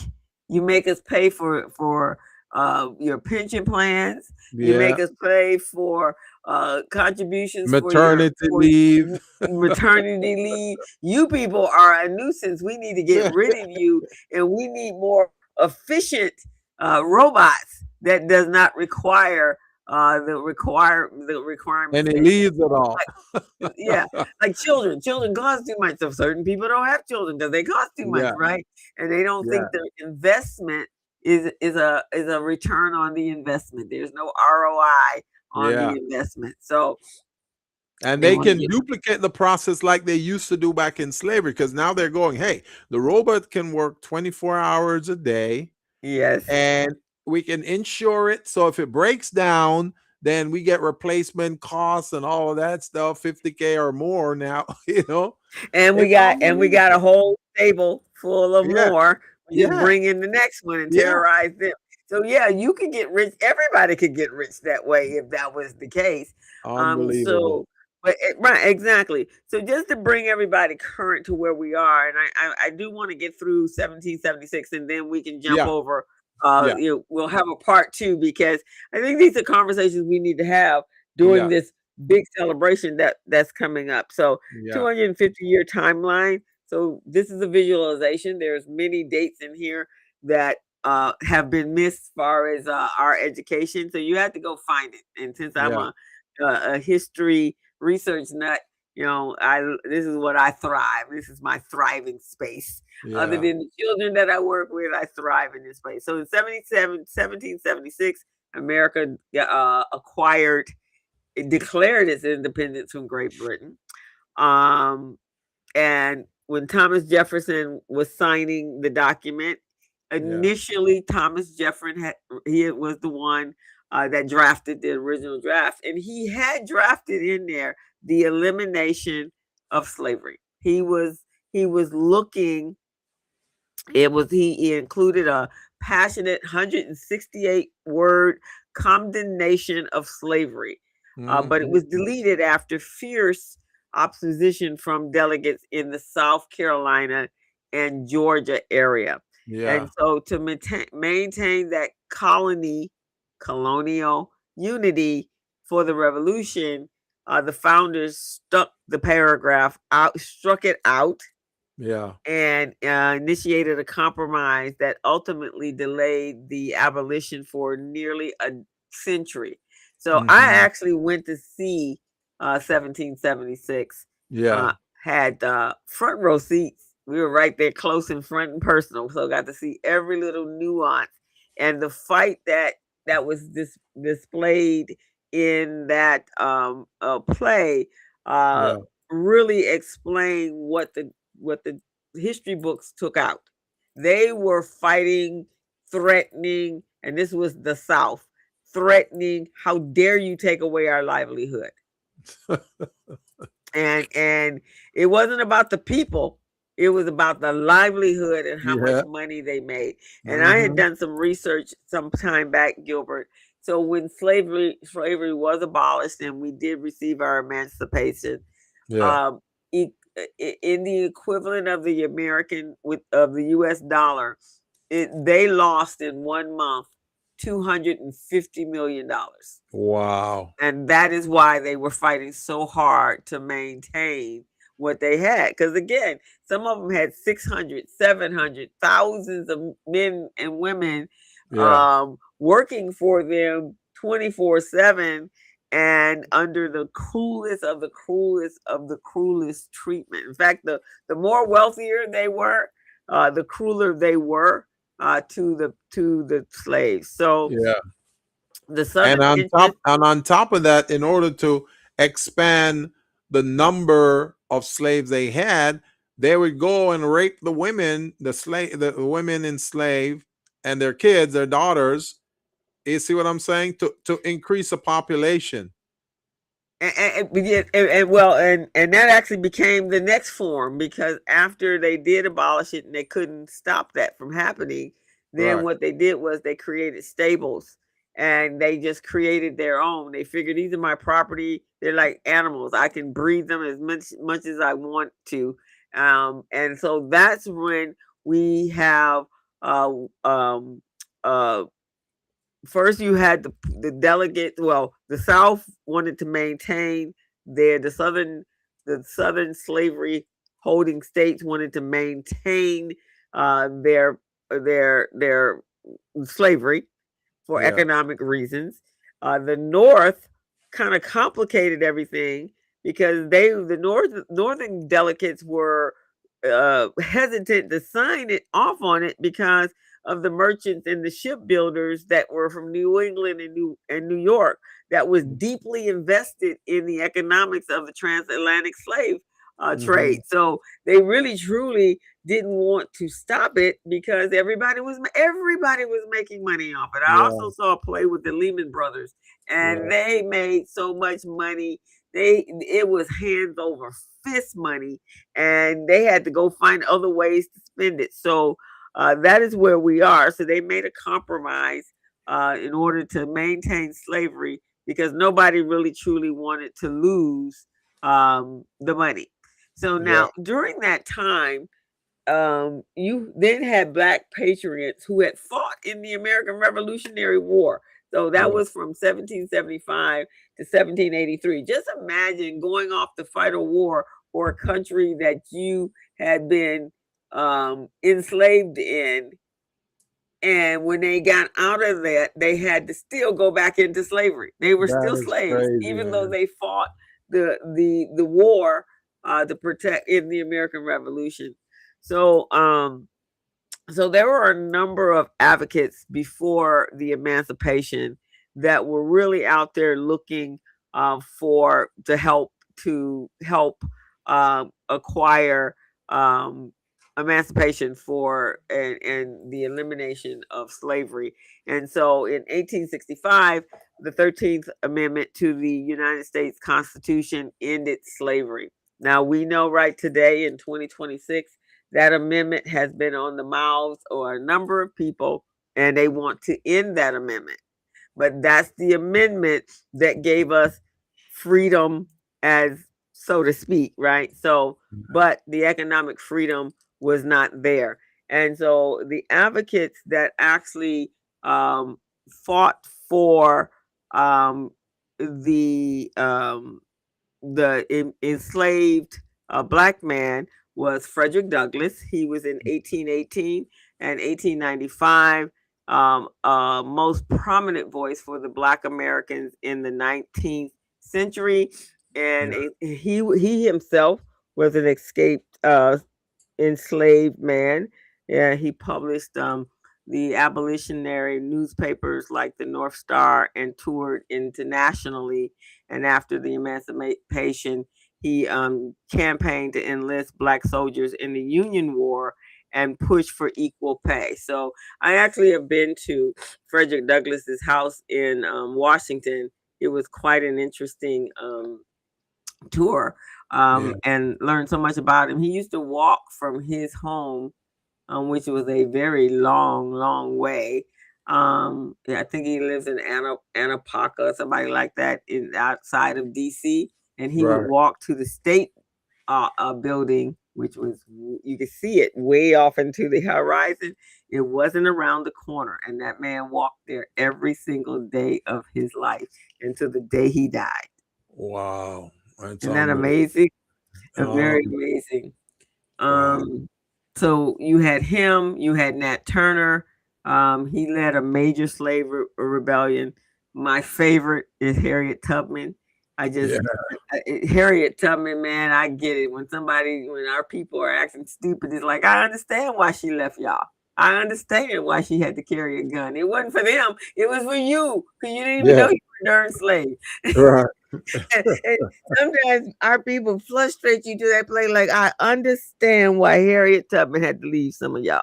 I just understand. So Harriet Tubman, Sojourner Truth, she was doing the 1700s, 1797 to 1883, and she also was a former woman who advocated for slavery. And this is the part that I love, is that these people were former enslavement, but they were going back to to help the people that were still enslaved. Sojourner was there for women's rights and rehabilitation for the free man. And so she was amazing to me as well. I've read books on her. Um, After the emancipation, then you had Ida B. Wells. My uncle absolutely loved her, and she was born just months before the Emancipation Proclamation, and she was an investigative journalist. So now this is an era when people were writing stories and exposing all of the drama. Yeah. Booker T. Washington, everybody knows what he did. He, the founder of Tuskegee. W.E.B. Du Bois, my uncle absolutely loved him as well.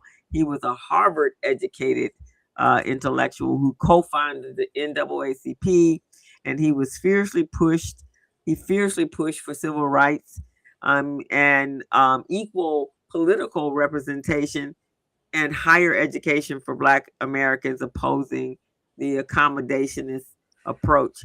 And then a friend of mine introduced me to this little bit of information. You know, Gilbert, how you love Black excellence and Yeah.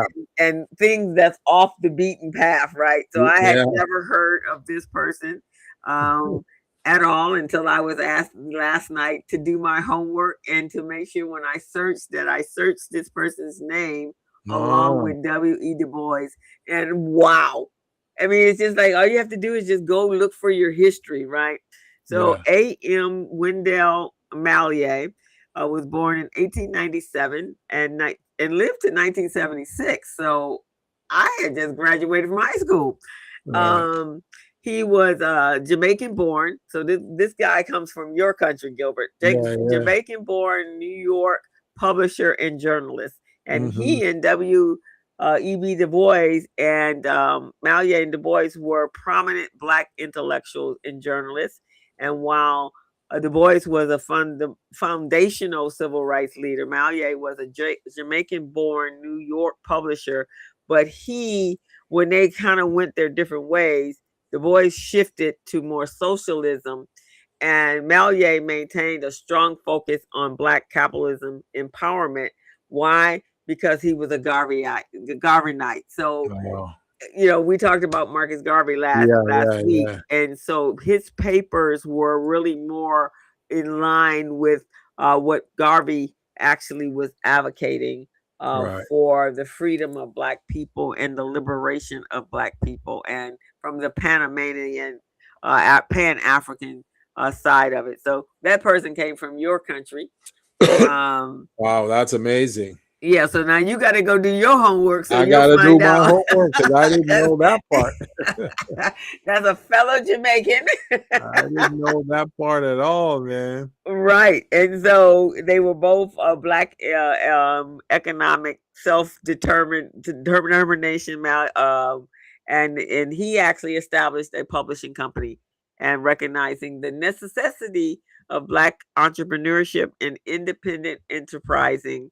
And he spoke with Du Bois on topics that were extensively in his sociological work. I would imagine, it doesn't say when I was doing my research, so I have to ask.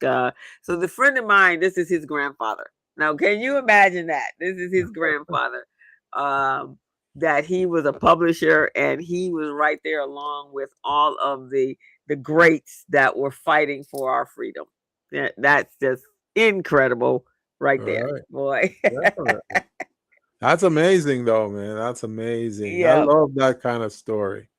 Yeah, so that was his story, and but there were many, and so as we keep going on, and we're going to continue on, guys, with this, because I think it's so important that we understand the timeline, right? And then Gilbert, when I looked over on the timeline for Jamaica, Yeah. great things were happening over there at the exact same time. It was just like they were in line with each other in that timeline. They So, talk, man. Believe me, they talk. well, Marcus Garvey. Marcus Yeah. Garvey was, that was where he was from. And so I assume it started there. But maybe thinking, so I wonder if the thought process was go to America and then make a difference there and then go back to Jamaica. Or go back. Well, actually, they were trying to get back to Africa, right? That's what Marcus Garvey's role was, right? Was to get back to Africa. Yeah. Yeah. So, but yeah, it's just interesting when you tie that in. And I didn't know that Salisi had gone to Jamaica. Oh yeah. Wow. Unbelievable, man. I'm telling you, there's a lot of historical gems that they hid from us that we have to go uncover ourselves. And when we go uncover it, then we find these other stuff attached to it. We go, but Yeah. wait a minute. But here's the other thing that is interesting to me is the entrepreneurship. It's at the center of all of it. Yes, right? it is. Yeah. I mean, that is your way to freedom, is having your own business and building that business to take care of yourself and your family and your community. Yeah. And that's why we have to take entrepreneurship so seriously, because entrepreneurship, like you said earlier, entrepreneurship is about economic freedom. And they have, put their foot on our necks, trying to suppress us so we cannot achieve economic freedom. You saw what they did. They redlined the community, and put us in there. They force us in those communities and say, this is where you guys can stay. You can't stay anywhere else. Otherwise, we're going to have to arrest you. And then folks say, hey, I don't want to be arrested because I want to take care of my kid. So then that's when you go to those little points and you see um, uh, um, they have these different type of restrictions that we can't do certain things. We can't buy certain homes because they're going. First of all, they lie about the evaluations. They say, "Oh, it's not worth $1 million. It's only 300,000." But if you have a legitimate person do that evaluation, you find out that the evaluation, like in your neighborhood, Crystal, most of those homes are over $1 million, man. None of those homes are 300,000. So they would want us to believe that we can only purchase a $300,000 home in your neighborhood. Yeah, and it's got some outrageous prices on it now. But Yeah. That's a whole nother story because Yeah. you can't have been 800 or $1 million, and all of a sudden, again, the math nowadays is just like to the 10th power. Let's just make everything to the 10th power. So that's Right. what it is. But let me ask Exactly. this of you, Gilbert, before we close out today. During what was going on, and I'm sure there's historical information in Jamaica as well. What was going on in Jamaica? Was it parallel to what was happening in America? Was it more suppressive? What was happening It in Jamaica it was at the same time? it was suppressive, but the enslaved people, they found ways to break away from it. And that was the difference between the enslaved Americans versus the enslaved Caribbeans, because somehow the enslaved Americans, they couldn't really break away. They try, but they catch them and whip them, kill them, do whatever. But in the Caribbean, a lot of us were able to get away because we have those mountains and we have those hills and the forest and those areas. So we were able to get away that way. And then when we go to the mountains, then we had people like Nanny and the Maroons there to embrace us, take us in, and protect us. See, here in the U.S., there is no one really to embrace the enslaved and protect them or anything. It's like everybody was just running away, So there weren't too many people. And then every now and again, people would snitch on the ones who were running away. And sometimes the ones who are snitching are either guys or little kids would snitch. So that's why the American enslaved were treated so much more horribly than those in the Caribbean. And I would imagine that the terrain or the landscaping was very similar to Africa.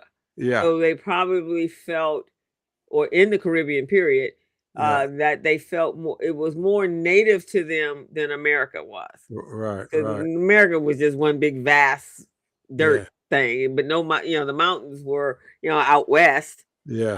I think Virginia is the only one that has really mountains, but it's flat. So and I've always felt that even though it didn't, from a future riches standpoint, it didn't get to where America is on a slower process.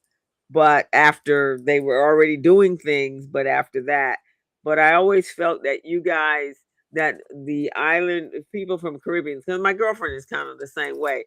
It's like the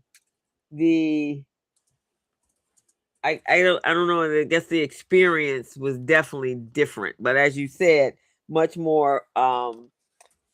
We suffered more violence, I guess. Yeah, because it's like you couldn't go anywhere. There's nowhere to go. See, in Jamaica, some slaves when they get away, they can just jump in the water and start swimming. They'll start swimming until they get tired, and then the sharks will take care of them. And then there were other islands. Jamaica is not like in the middle of I mean, it's not like way out on the back end of the Caribbean islands. It's right in Right. that area where Cuba and the Dominican and Haiti is. So, you know, depending on, and in Haiti or the Dominican, there were more blacks on that island than they were colonizers. Exactly. Yeah, Exactly. they outnumbered them, and when Yeah. they slaughtered that, and it was really only one plantation owner, I believe, one or two. So it wasn't like America where they had a whole coalition. And Jamaica, I mean, when I've seen the map of Jamaica, you know, it's Yeah. smaller, and there were probably maybe six major plantation owners in Jamaica. Yes. Yes. Yeah, Yes. Yeah, man. whereas, It was just unbelievable. See, they had a more, how can I say, they had a more coercive regime here in the US to overpower the enslaved. okay, In Jamaica, they have those regimes, but because the land is so mountainous and there's a lot of trees and woodlands and rivers and all of that, it was difficult for them to hmm, kind of stay on top of the enslaved when they get away, you know. But here in the US, you got big old open land and, you know, grassland, and, you know, you have swamps and rivers, but it was just difficult to it was difficult for the enslaved to really stay away. Yeah, I mean, a few of them got away, don't get me wrong, but the bulk of them said get the caught. terrain And in yeah, the water, and they've been in Africa swimming and doing all the things they wanted, unless they were from y- the interior. But if you yeah, were on the Ivory Coast, you were just as accustomed to um to water as you were yeah, to land, and that's the difference. That we were not. And the Atlantic Ocean is obviously much different than yeah. the And Caribbean the water. closest island to us was Cuba. You know, Yeah. that's 90 miles away. Mm-hmm. So some people would strategize, man. They get one of those logs, you know, from a tree in the forest, and then they'll just push that out in the ocean, man, and they'll just ride that thing until the sharks come, you know. Oh, right, And exactly. sometimes they get lucky, the sharks didn't come that day. They ended up in Cuba. Yeah, so I think that's why the Cubans speak Spanish. Oh yeah, oh yeah. There's a lot of black Cubans, you know, that Oh yeah. people wonder, how come they look black? They don't look like these others over here. Oh no, no. My girlfriend is Cuban, and her family is like a rainbow coalition within just the individual siblings. They Right. are, and then you see, and then of course you know, they marry out. But yeah, her family, her father, you know, they was cute. Well, they actually, and that is exactly what happened, because they were her father's people. Her mother's people are from Jamaica, Yeah. and Yeah. her father's people were from um what's the other little the Barbados. But Right. they Right. actually must have escaped to Jamaica. They must have gone to Jamaica, because Hmm. no, they went to Cuba. They came from Jamaica, and the others came from Barbados, and Yeah. then her parents met, and she was born in Cuba, but her parents were not. They were Cuban by living in the land and adopting that as their home, but they Yeah. were actually, her mother's grandmother was very dark, and Yeah. she was a little lady, and she was from Cuba, and I used to say, she called one of her grandchildren a foo-foo man, and she was always telling my What girlfriend, do they "Don't call it? marry a foo-foo man. Don't A marry a foo-foo. foo-foo man." That is hilarious. A foo-foo. A foo-foo man, man that has foo-foo. He all dressed up on the outside. That's exactly how she was. All dressed up on the outside, nothing on the inside. Yeah. A That is foo-foo man. hilarious. That is hilarious, man. so so basically this is the timeline and the birth of America.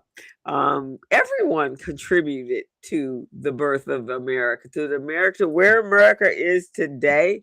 Yeah, Every person from wherever the heck they came from has yeah, contributed to the success of this country, and to those that are hold the one percenters that hold all of the money, which they feel is their freedom. right, So it's not, it's about that, really, in my opinion. It's not right, about the race or any of that. It's just one small little faction of this country that want to have all of the assets, all of the money, and everybody else bow down to them.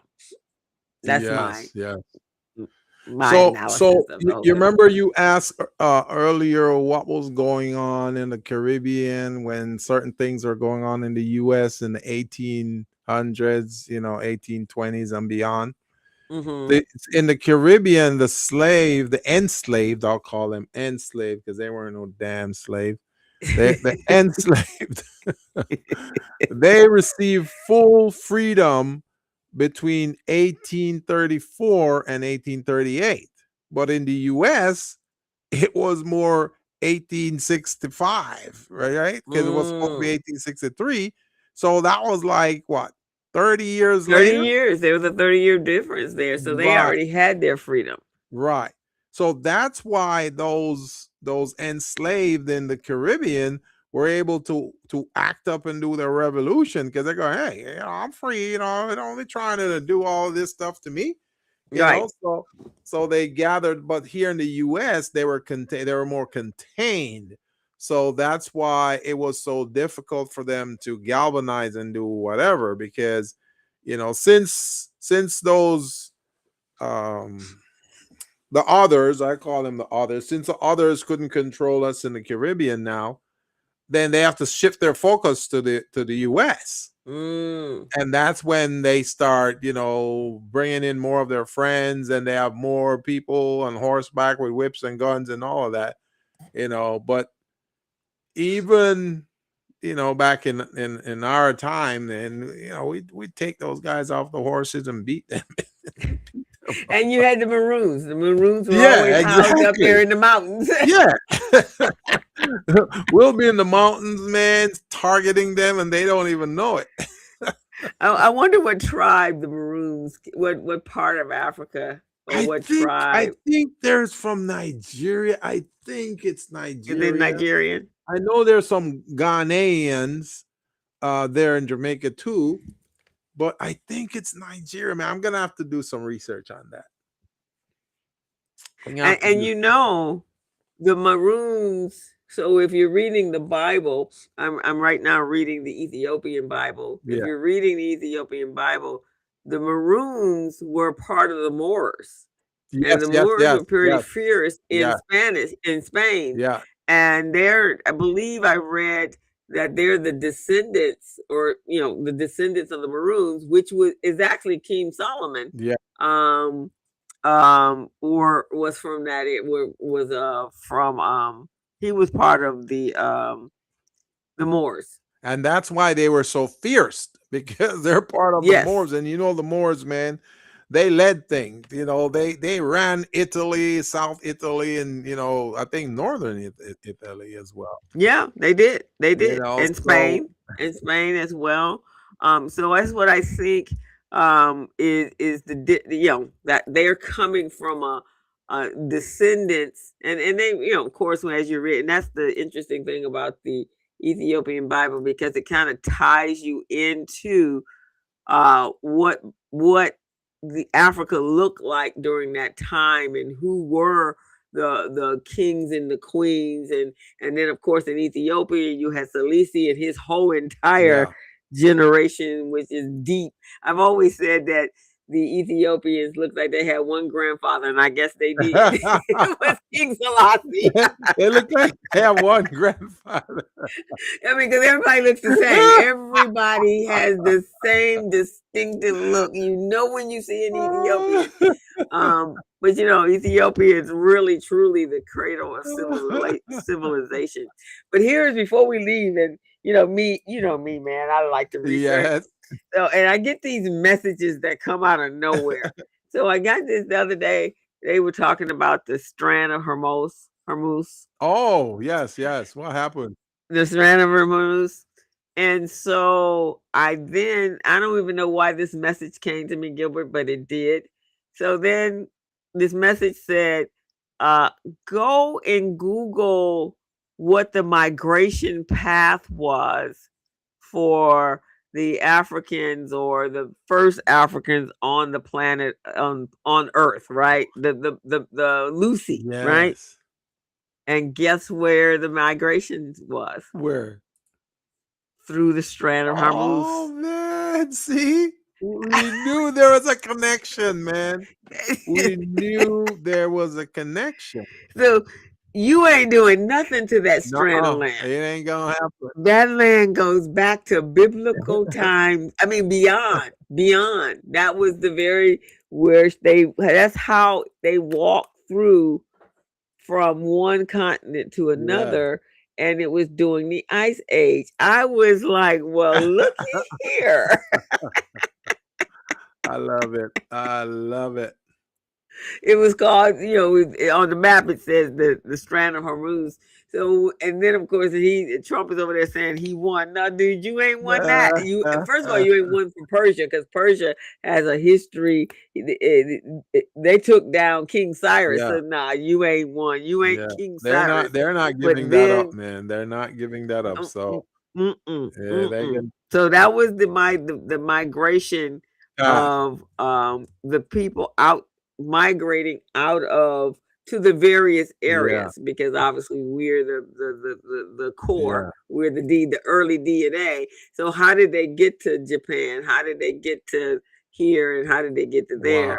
Well, that migration is and so when I saw the map and opened it up, now I've seen that map many times.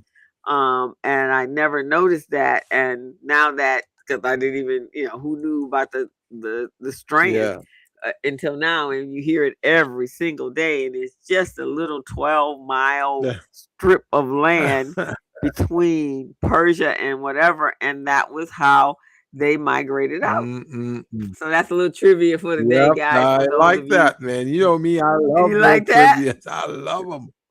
I love them. So everybody go over and do a little Googling, and you'll see it for yourself. I'm gonna be delving into that now, because I want to know. You're gonna delve into that? Yeah, I want to know more. Yeah, I even had to go to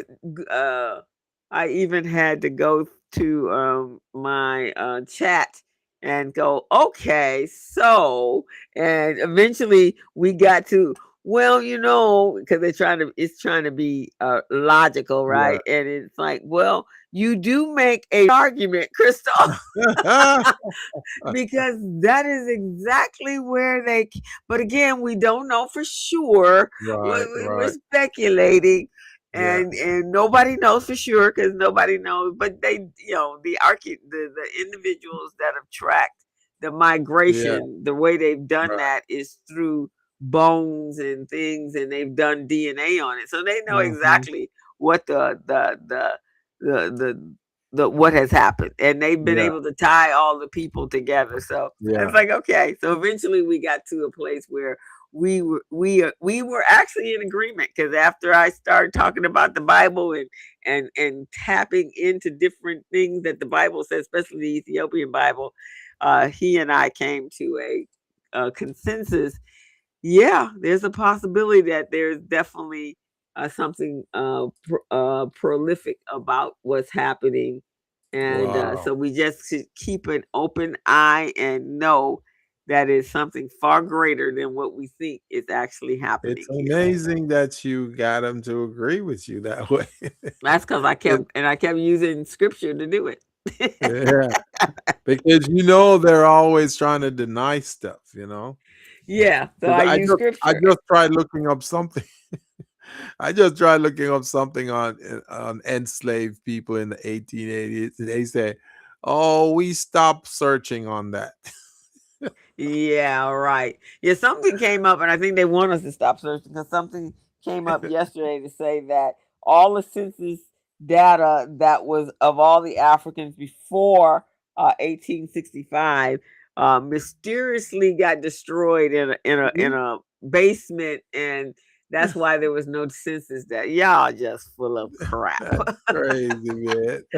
All righty. Well, we've gone way over today, but I I just know, man. This is good. This is this is good, though. good. I So we love will it. be back next week to have more of this discussion because it's interesting to learn about. But and again, our thing is about economic empowerment and Yeah, economic freedom. using our economic power and Yeah, knowing that entrepreneurship is the way to get there. It, yeah, it, it is, especially in a place where we are today. yes, But we got to be bigger, guys. We have to really start to focus in on creating businesses that are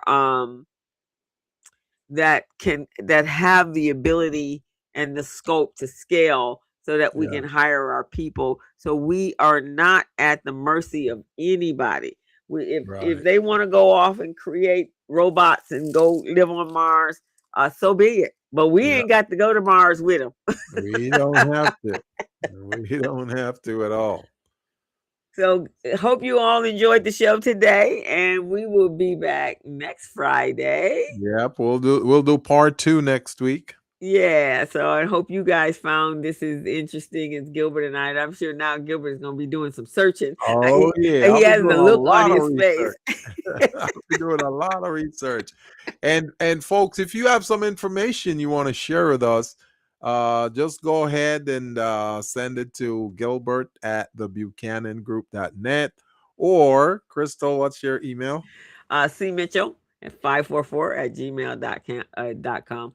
Yeah, just send it to us, man, and we can either research some more or we can add it to what we already have. But it's always good for us to know, uh, you know, um, Bob Marley used to say, if you don't know your history, then you won't know your destiny. Yeah. So that's So, what we got to know, our history. We you got to got to know know what's our going history. So, Gilbert, you do got to go back and recording because that way it'll be your copyrighted material, on. and we won't get Exactly. dinged if we do somebody else. So, you need to go make you some recordings so we can share Exactly. music. I've been thinking about that a lot lately, man. I gotta do it. I gotta do it. You got to do it, and you got AI, man. You got the voice. You got the. Yes, You just yes, need to put the music behind it. That is your voice. It's your yes, lyrics. So exactly. you can do that all sitting there in your Yeah. house. Oh, I've got a slew of songs coming, Cole. See, Okay, good. you're gonna get like 20 to 30 of them. Oh boy, all righty then.